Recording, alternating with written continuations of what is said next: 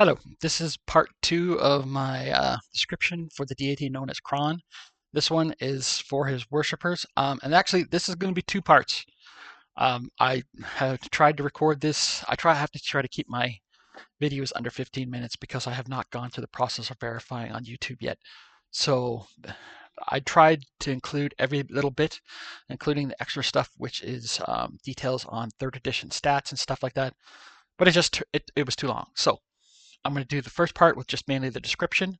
Hopefully I can get through that without it without tripping over my tongue and within the 15-minute time period. And then there'll be a part 2, which will go on up an hour later with the rest of it. So part 2 for Cronn, worshippers. The clergy of Cronn is an eclectic lot.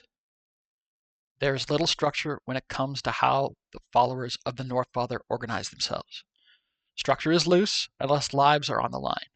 In the Northlands, life is difficult and dangerous, so the clergy of Cronn were more likely to follow the orders of their teachers. Often it is a barbarian cleric or spirit shaman devoted to Cronn that controls all spiritual aspects of a tribe, even if there are other deities worshipped by members of the tribe. However, Cronn is not a taskmaster, so his barbarian followers are rarely power hungry. In fact, if the tribe didn't need them for survival, they would likely be loners enjoying the wonders of the cold north. Barbarian tribes devoted to Cronn are often led by a powerful barbarian cleric or a ranger. Druids are, surprisingly, rare among the tribes of the Northlands. Spirit shamans fill this niche amongst Northlanders. In contrast to the worshippers of Cronn in the Northlands, the newly ordained clergy of the Northfather in the Kingdom of Amudia is highly structured. As a land brought to Coolan during the transformation, Amudia has fought to survive in the lands of Harkle. Their war with the Empire's swords is well documented, but few know much about how the kingdom has adapted to a new world. It helped greatly to gain the favor of Cronn, and the god's official title in Amudia is Lord of our people. His faith has spread through the populace, and a new clerical order sprung up soon after Cronn's avatar appeared. Amudia's new king, Logan Halanen, neutral good male Kiltanen, human, cleric of Cronn 10, Sentinel 5, converted to worship Cronn immediately after the battle, and he is considered the pontiff of the Church of the North Father. King Logan's official religious title is First Sentinel of Cronn. The clergy under him is organized in a similar way to the old Jaladian and Kiltanen churches. Since the church is new, it has few restrictions when it comes to who can call themselves clergy. For while the bulk of the priests in the church are non-spellcasters, there are a significant number of clerics, rangers, and holy warriors who are considered full members of the clergy. The holy warriors of the Church of the North Father are mainly sentinels like King Logan, although a few avengers as well. Druids dedicated to Cronn are almost completely unknown in the kingdom, and there are very few adepts of Cronn in Amudia, and by choice, they aren't members of the new church. It should be noted that worship of Cronn is considered a blasphemy in many of the lands of the Old Sword Imperium. Relations between those lands and Amudia remain tense at best. South of the northern lands, the worship of Cronn becomes more about the individual than the group. In the Eastern Shores, for example, there is structure to worship, but it isn't strictly codified across the entire region. In contrast, the worship of Cronn is very loose and subjective in the old warlands in the West. While Cronn's worship isn't considered widespread in the West, it has gained strength in the region since the prophet named Taeth El, neutral good, male, human, barbarian 8, favorite soul of Cronn 8, came to the Anan territories in 749 NC.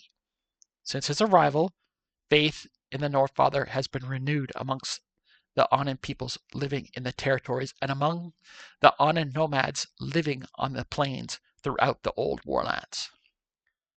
In the past, the bulk of what could be called clergy of Cronn in the northern heartlands were isolated druids and a few cold-loving rangers, along with numerous charlatans pretending to be prophets of the North gods.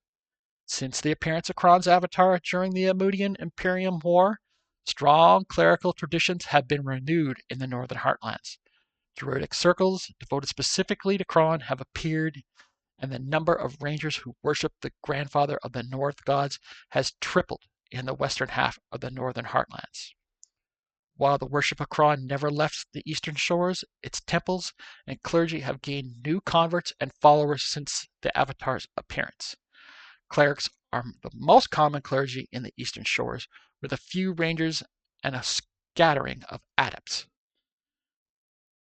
Druids devoted to Cronn are more likely to live isolated lives in the great Harquellian forest.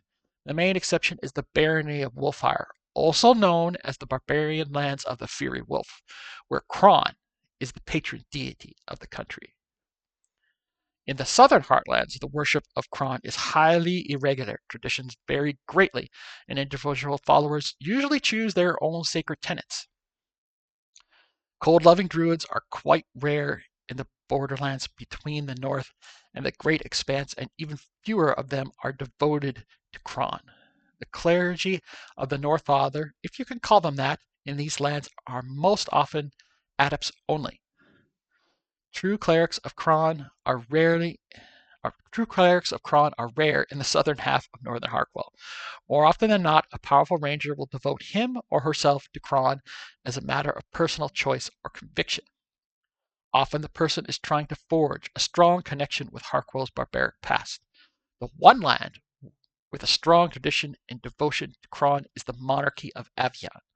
The queen of the kingdom, Lady Felicia Gerard III, neutral, female, Avenal human, aristocrat 5, cleric of Aegir 10, incarnate of Morella 10, has a strong spiritual connection with TFL, and many of his followers migrated south to Avian City to rebuild the faith in the monarchy. Thus, the kingdom is one of the few places in the southern heartlands with numerous clergy of Cronn, including adepts, clerics, rangers, and even avengers. South of the monarchy of Avian, the lands become more hostile towards the followers of Cronn. The Storm Peninsula is dominated by the Tabaxi, who control the Storm Jungle with iron claws. Devoted worshippers of the North Father in the region are usually avengers from Avian fighting against the tyranny of the Tabaxi and their evil god, too.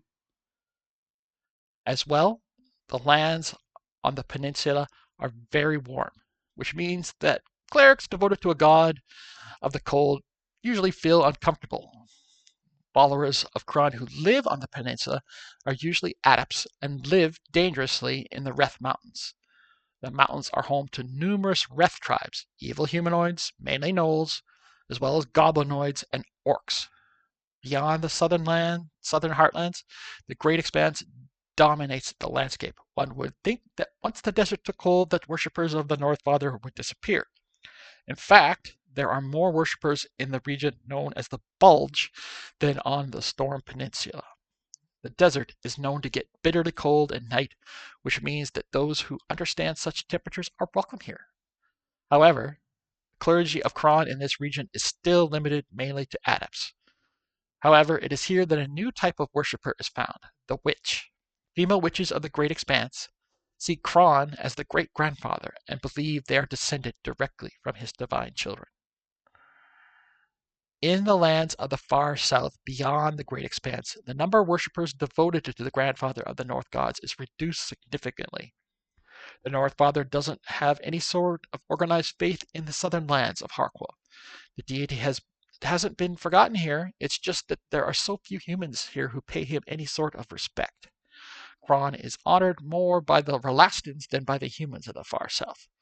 The Relastans honor Cronn's connection to their god, Rel, but only a handful of Relastans truly worship him, and they are considered odd, but not outcasts.